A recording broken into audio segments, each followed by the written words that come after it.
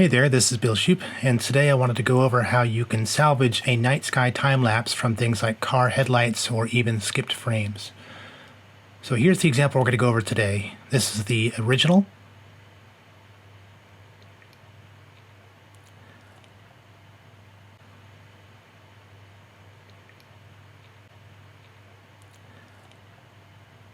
And this is the after version.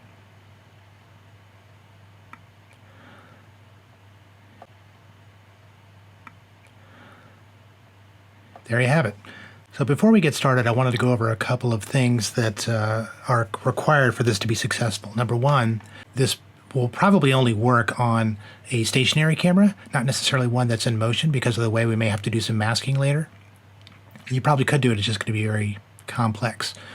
The second thing is it definitely works better when you have kind of a continuous horizon between your foreground or some kind of border between your foreground and your sky. So that said, let's go ahead and get started, and I'm going to first take this clip that I've already put together. It's a night sky Milky Way shot that I took in on the California coast up north of San Francisco. So I'm going to drag this into a new composition. By the way I assembled that clip from the raw files I cover in another video, which I'll link to in the description. Right now we have our first composition ready to go, and I'm going to rename this. I'm going to call it Repair Work with an extension there, just so I know which item it is that I've been working on. And the first thing we want to do is load this into the cache, so we'll play it back.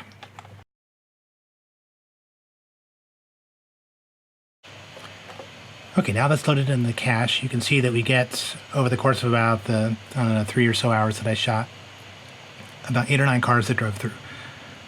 Now, the best solution to this is don't shoot somewhere where there are cars that are going to be driving through. That's really the right thing to do. However, if you have something that you want to keep for whatever reason and you want to try to correct this, here are the steps you can take to try and do that.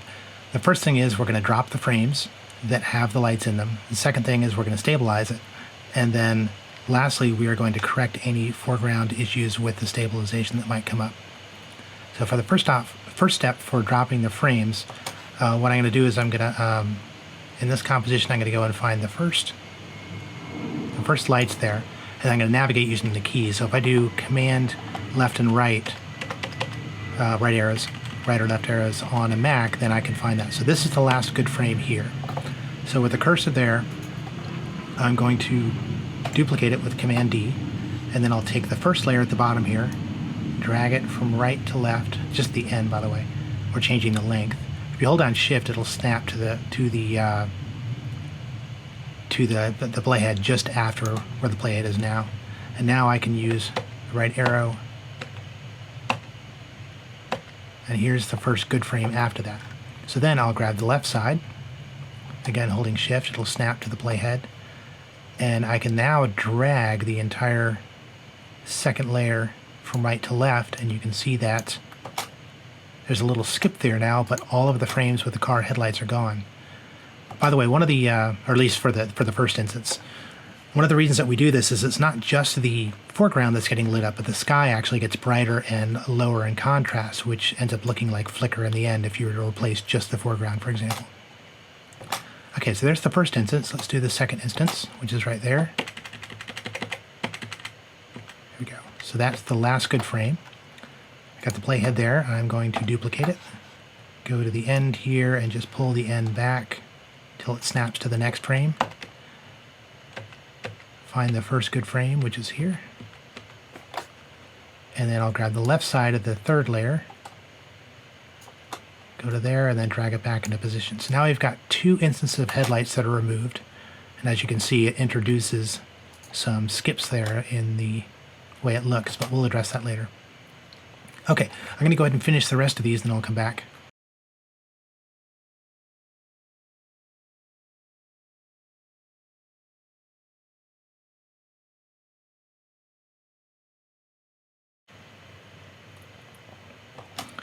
Okay, now that that's done, let's play it back and see what it looks like.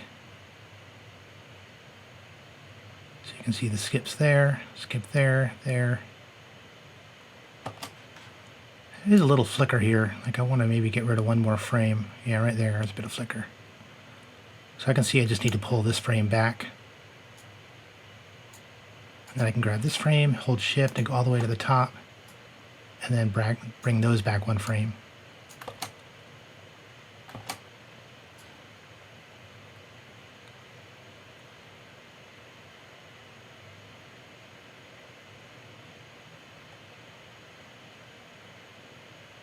Same thing, I'm going to pull out this frame as well. Sometimes there's faint headlights so you don't really see. Okay, that looks better. I think there might be one in there as well. I'm not going to worry about that one. Okay.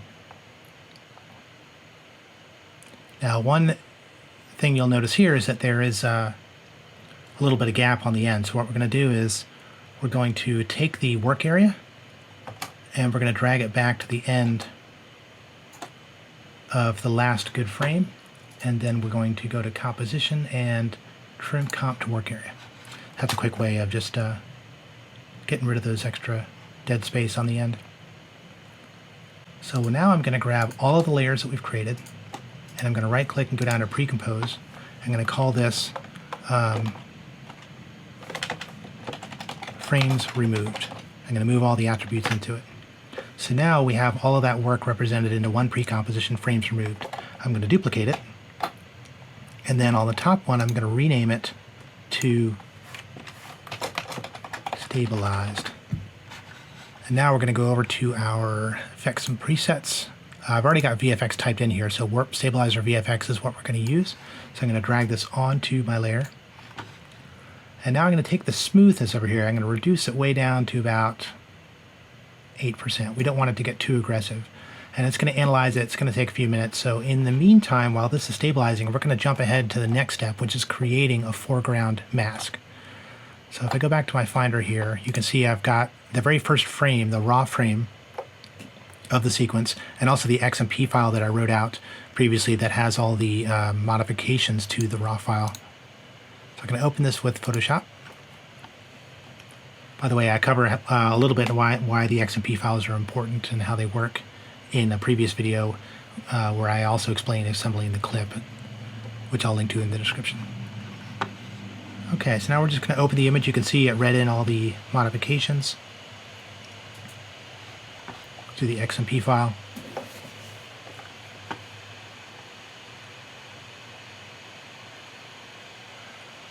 Okay, so there's a lot of ways you could mask this out, but what I'm going to use is just the quick selection tool. It actually does a pretty good job in this case.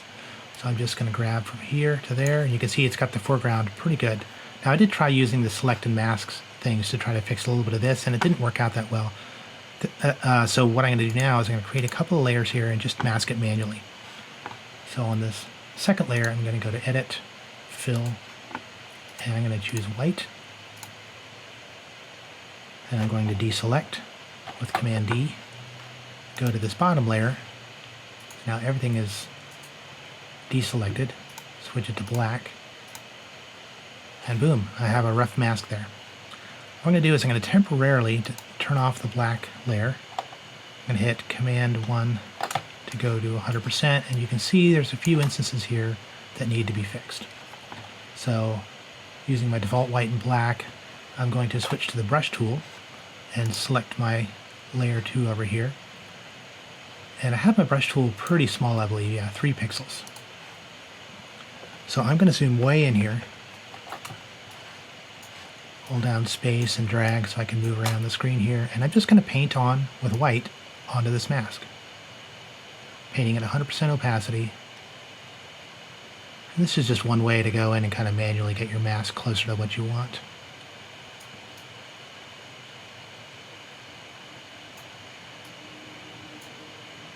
Leave that little space in there. Okay, let's go up to the left here. I think there might have been something over here. Nope. Go down to the right. Just holding space and dragging. Yeah, this is the one that needs some work. So we'll paint this in a little bit.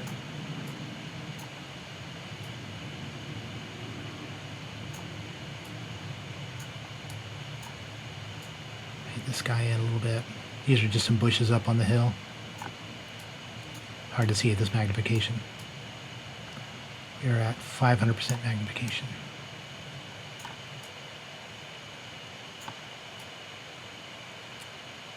And in the end, if this doesn't look right, you can always come back and redo it. But we're just pretty much eyeballing it from here. Not going to worry about that one. I do want to get these little posts. I'm actually going to reduce my brush size a little bit with the left angle bracket. You could choose to just leave these posts out if you want.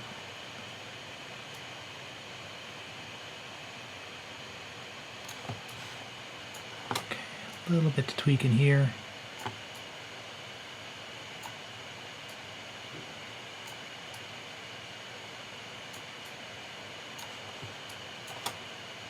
A little bit there. Okay, almost done with this.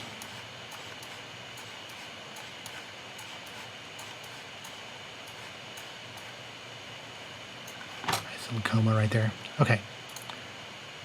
Now we're going to put the black back in. We're going to zoom out, Command 0.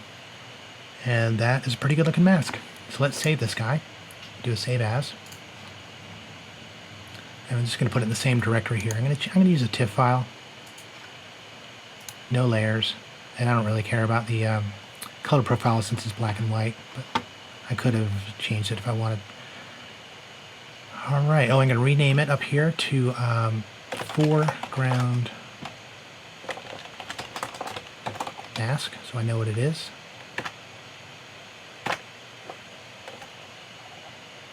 And now I'm going to quit Photoshop. Not going to save that. And we will go back to After Effects, and we still have about 4 minutes to go, so I'll come back when that's done. Okay, now that the stabilization is done, let's load it into the cache.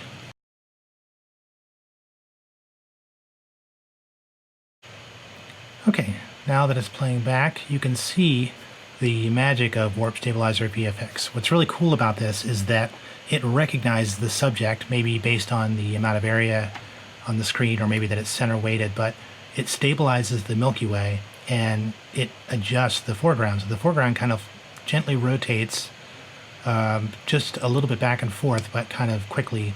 And so it's really distracting if you notice it. But the nice thing is that the Milky Way just remains totally stable, which is exactly what we want.